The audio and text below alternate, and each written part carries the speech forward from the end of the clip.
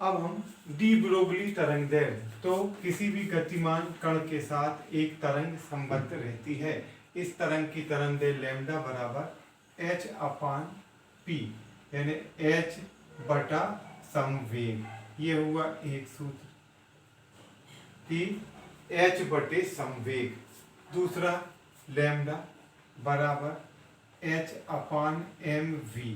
देखो समवेग मतलब द्रव्यमान गुणित वेग। द्रव्यमान है एम, इसका वेग है वी, तो एम अपान वी। अब ये हो गया दूसरा फार्मूला।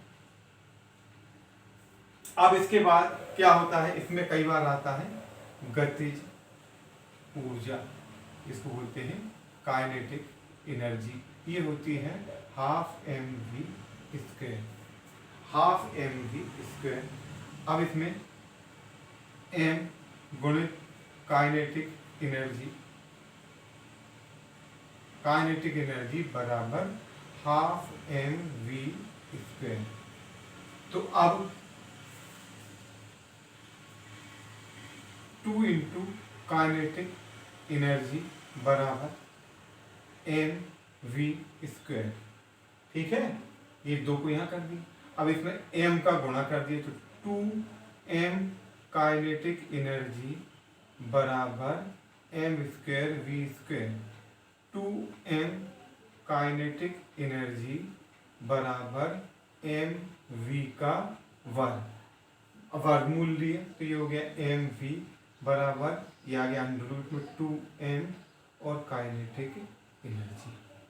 इस एम वी का मान समीकरण 2 में रखने पर, ये रखा हमने समीकरण 2 में, तो ये 2 में रखा तो ये तीसरा फार्मूला आ गया H upon under root 2 into M into kinetic energy. ये हो गया समीकरण 3। ये ना भी रहे याद तो सीधा हम याद कर सकते 2m काइनेटिक एनर्जी। चौथा, यदि कोई इलेक्ट्रॉन v वोल्ट के विभवांतर से त्वरित किया जाता है, यदि कोई इलेक्ट्रॉन v वोल्ट के विभवांतर से त्वरित किया जाता है, तो इसकी जो काइनेटिक एनर्जी है, काइनेटिक एनर्जी जो है वो हो जाती EV। जो काइनेटिक एनर्जी है वो हो जाती है EV।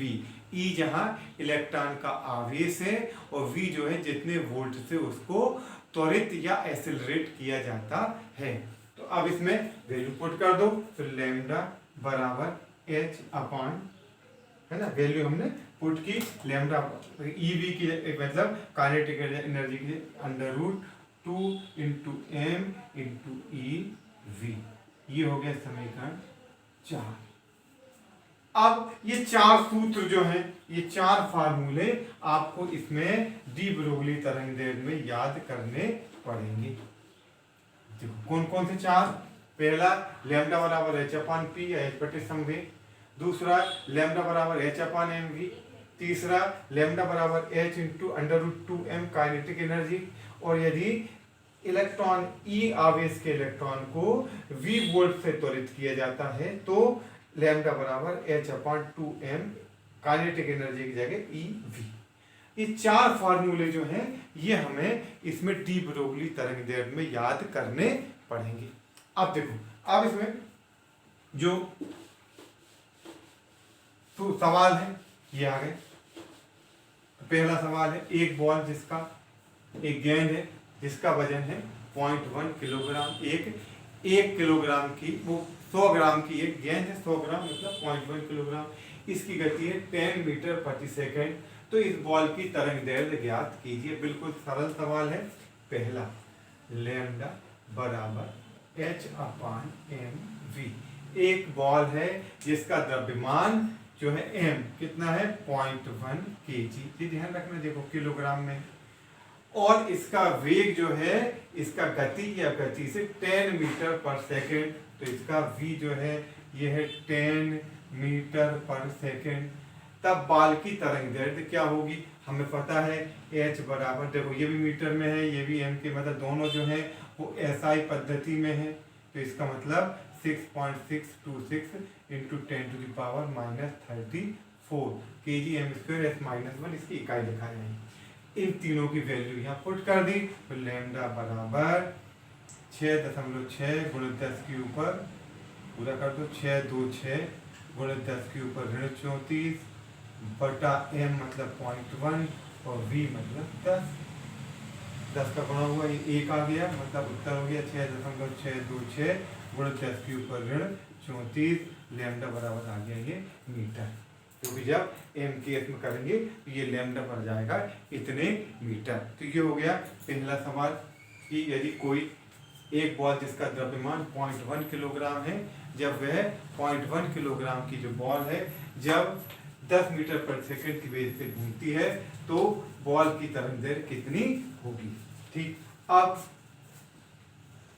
अगला, तो ये जो तरंग दैर्घ्य है ये बहुत छोटी है क्योंकि 10 के ऊपर ऋण 34 की 40 है। अब देखो इलेक्ट्रॉन का द्रव्यमान जो है मतलब इलेक्ट्रॉन का द्रव्यमान m जो है वह है 9.1 गुणित 10 के ऊपर ऋण 31 किलोग्राम। इसकी गतिज ऊर्जा दी है काइनेटिक एनर्जी, इसकी गतिज ऊर्जा दी है कितनी 3 गुणित 10 के ऊपर ऋण 25 जूल। तो इसकी तरंग दैर्घ्य का मान हमें ज्ञात करना है।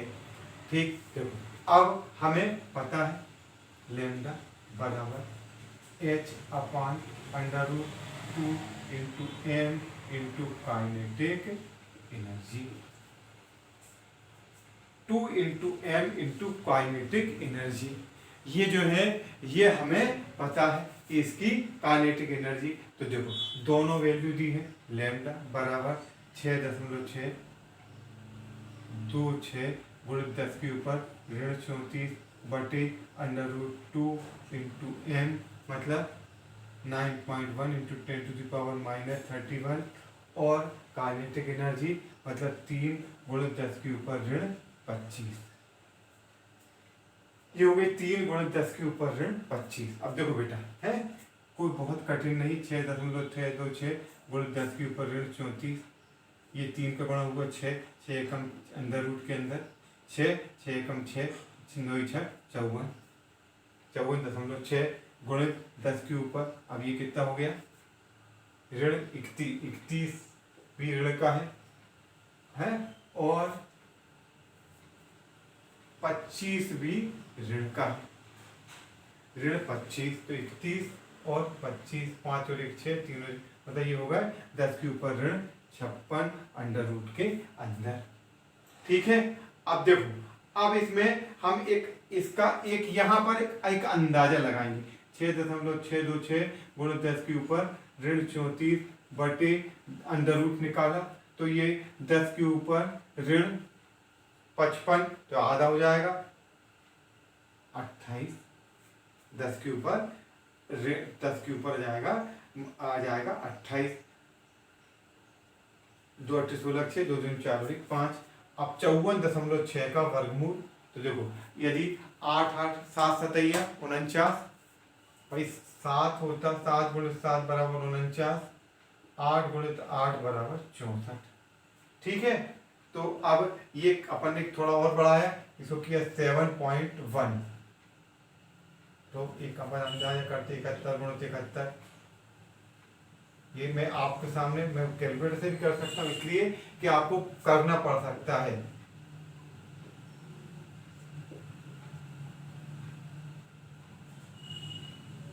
$50.419 और बढ़ाया मैंने किया 7.3, तो 73 है, यानी इसका वर्गमूल मैंने माना कि इसका वर्गमूल है 7.3, 3 3 का 9 7 1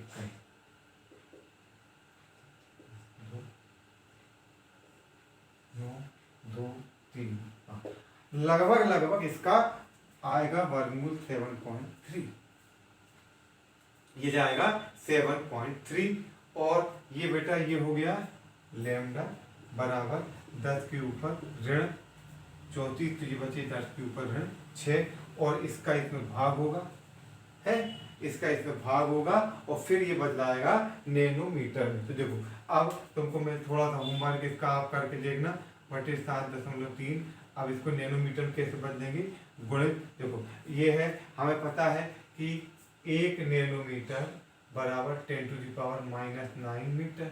इसको करना -9 और ये कितना है 10⁻⁻6।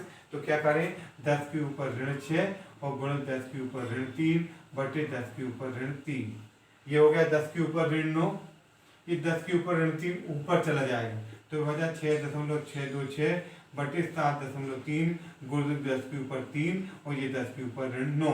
अब इसको हटा दो और इसकी जगह लिख दो नैनोमीटर। मतलब अब आपको केवल क्या करना है, केवल इसमें मतलब 6.626 भागे 7.3। ठीक, एक बार तुमको मैं यहाँ से और बता देता हूँ, थोड़ा सा कंफ्यूज हो गया, यही कर देता हूँ। 6.626 बटे 7.3 गुणित 10 के ऊपर ऋण 34 बटे 10 के ऊपर ऋण 28। 6.626 बटे 7.3 गुणित 10 के ऊपर ऋण 6। अब इसको हमें बदलना है, ये मीटर में है, इसको बदलना है नैनोमीटर में। तो मीटर को नैनोमीटर में बदलने के लिए, मीटर को नैनोमीटर में बदलने के लिए हमें इसको 10⁻⁻9 करना पड़ेगा। तो देखो इसके लिए क्या करें, 10 के ऊपर ऋण 6 गुणित 10 के ऊपर ऋण 3, 10 के ऊपर ऋण 3 का गुणा किया तो क्या करना पड़ेगा, 10 के ऊपर ऋण 3 का भाग करना पड़ेगा। 6.626 बटे 7.3, 6.626 बटे 7.3 गुणित, आप और भी किसी विधि से करना चाहे तो इसको कर सकते हो। ये हो गया 10 के ऊपर, ये हो गया 10 के ऊपर ऋण 9 और बटे 10 के ऊपर ऋण 3, ये ऋण 3 ऊपर जाके धन 3 हो गया तो बचा 6.626 गुणित 10 के ऊपर 3 बटे 7.3 और गुणित 10 के ऊपर ऋण 9। इस 10 के ऊपर ऋण 9 को हटा देंगे तो ये बदल जाएगा नैनोमीटर में। तो ये हो गया नैनोमीटर, कितना, इसको 6.626 गुणित 10⁻³ बटे 7.3। अब इसको बढ़ा दो पूरा तो ये होगा 6626 बटे 7.3। जब भाग दोगे तो लगभग इतना इसका उत्तर आ जाएगा। तो ये हो गया दूसरा सवाल। अब इसके बाद इसका तीसरा सवाल, एक इलेक्ट्रॉन का वेग है 10⁸ सेंटीमीटर पर सेकेंड। इसका जो वेग है वो है v बराबर 10 के ऊपर 8 सेंटीमीटर पर सेकेंड। ठीक, इससे संबंधित हमें तरंग दैर्घ्य निकालनी है। ठीक है, अब चाहो, देखो उत्तर दिया है मीटर, तो इसको अपन जो सेंटीमीटर है इसको बदल देंगे मीटर में। तो सेंटीमीटर को मीटर में बदलने के लिए हम 100 का भाग देंगे तो ये होगा 10⁸ सेंटीमीटर पर मीटर पर सेकेंड बटे 100, तो ये आएगा 10⁶ मीटर पर सेकेंड। ये आ गया 10⁶ मीटर पर सेकेंड। बिल्कुल सरल सवाल है। लैम्डा बराबर h/mv। h 6.6 गुणित 626 गुणित 10 के ऊपर ऋण 34 बटे इलेक्ट्रॉन का द्रव्यमान हमें पता है 9.1 गुणित 10 के ऊपर ऋण 31, जो ऊपर ही लिखा है, गुणित v 10 के ऊपर 6। ठीक है, अब 6.626 बटे 9.1 गुणित ये 10 के ऊपर ऋण 31 ऊपर गया तो ये बचा 10 के ऊपर ऋण 3 और नीचे है 10 के ऊपर 6। ठीक, अब ये ऊपर गया तो ये हो गया 10 के ऊपर ऋण 9 बराबर 6.626 बटे 9.1। उत्तर है 7.2। इसका मतलब क्या हुआ कि इसको ऋण 9 को करना पड़ेगा ऋण 10। तो ऋण 10 करने के लिए देखो है, तो ये हो गया 10 के ऊपर 6.626 गुणित 10 के ऊपर ऋण 9 और गुणित 10 के ऊपर ऋण 1 और बटे 10 के ऊपर ऋण 1। जब वही विधि बताऊंगा मैं, है तो ये बटे 9.1 तो हो गया 6.626 गुणित 10 के ऊपर ऋण 10 और बटे 9.1 गुणित 10 के ऊपर ऋण 1। ऋण 1 ऊपर जाके धन 1 हो जाएगा, मतलब ये 66.26 बटे 9.1 गुणित 10 के ऊपर ऋण 10। इसका जब भाग दोगे तो ये जाएगा 7.27, ये जाएगा 7.27। ये हो गया बेटा दूसरा सवाल। ठीक, अब इसमें एक सवाल और है जो इसमें लिख नहीं पाए कि एक इलेक्ट्रॉन जो है 10 वोल्ट से त्वरित किया जाता है। एक इलेक्ट्रॉन 10 वोल्ट से त्वरित किया जाता है, तो इसकी तरंग दैर्ध्य कितनी होगी। तो देखो इलेक्ट्रॉन का द्रव्यमान अब भी अपन ने बहुत बार लिखा 9.1 इंटू 10⁻31 kg। इलेक्ट्रॉन का द्रव्यमान E बराबर 1.6 गुणित 10 के ऊपर ऋण 19 ये कूलाम। ये हम अभी करते आ रहे हैं, जब हम अभी बोर के थ्योरी में किया था ये इलेक्ट्रॉन का आवेश। अब हमें पता है कि काइनेटिक एनर्जी बराबर क्या होता है EV। तो EV मतलब इलेक्ट्रॉन का 1.6 गुणित 10 के ऊपर ऋण 19 और कितने वोल्ट से त्वरित किया 10 से, तो ये हो जाएगा 1.6 गुणित 10 के ऊपर ऋण 18। ये हो गई इसकी काइनेटिक एनर्जी। जैसा ये सवाल था वैसे ये सवाल हो गया। देखो इलेक्ट्रॉन का यानी हम सूत्र रख देंगे लैम्डा बराबर h/√2 into M into kinetic energy. पूरा नहीं कराऊंगा, आपको करना है। h का मान रख देना, m का मान ये रख देना, m का मान ये और काइनेटिक एनर्जी की वैल्यू ये रख देना, आंसर निकाल के देखना। ठीक, अब ये हो गए डी ब्रोगली तरंग दैर्ध्य के क्वेश्चन। अब इसके बाद अगला एक सिद्धांत है जिसको कहते हैं हाइजेनबर्ग का अनिश्चितता सिद्धांत। हाइजेनबर्ग का अनिश्चितता सिद्धांत ये है हाइजेनबर्ग का अनिश्चितता सिद्धांत, अनसर्टिनिटी प्रिंसिपल। तो ये सिद्धांत कहता है कि किसी भी इलेक्ट्रॉन में स्थिति में अनिश्चितता और संवेग में अनिश्चितता का गुणनफल सदैव h/4π से अधिक होता है।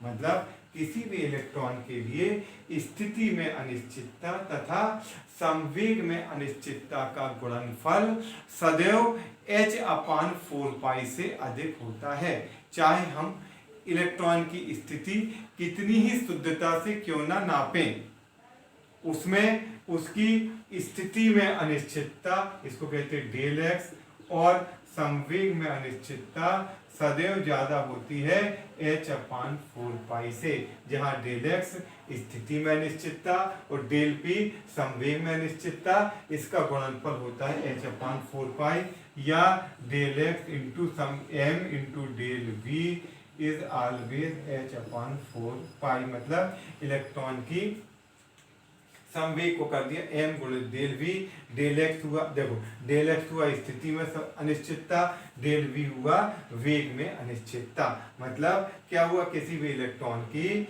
स्थिति में अनिश्चितता तथा संवेग में अनिश्चितता का गुणनफल सदैव h/4π से अधिक होता है। इसे हम कहते हैं हाइजेनबर्ग का अनिश्चितता सिद्धांत। अब इसमें एक सवाल है चौथा, इलेक्ट्रॉन की स्थिति में अनिश्चितता निकालना है, इसका वैल्यू हमें कैलकुलेट करना है और दिया है वेग में अनिश्चितता। डेल वी का मान कितना दिया बेटा 5.7 इंटू 10⁵ मीटर पर सेकेंड। बस केवल इसमें मान पुट करना है। तो क्या हुआ, del X into M, electron है तो एम हो गया 9.1 इंटू 10 के ऊपर ऋण 31 है ना, इलेक्ट्रॉन है तो ये हो गया 9.1 इंटू 10⁻31। ठीक, अब इसकी वैल्यू पुट कर दी तो ऊपर कर देता हूं मैं,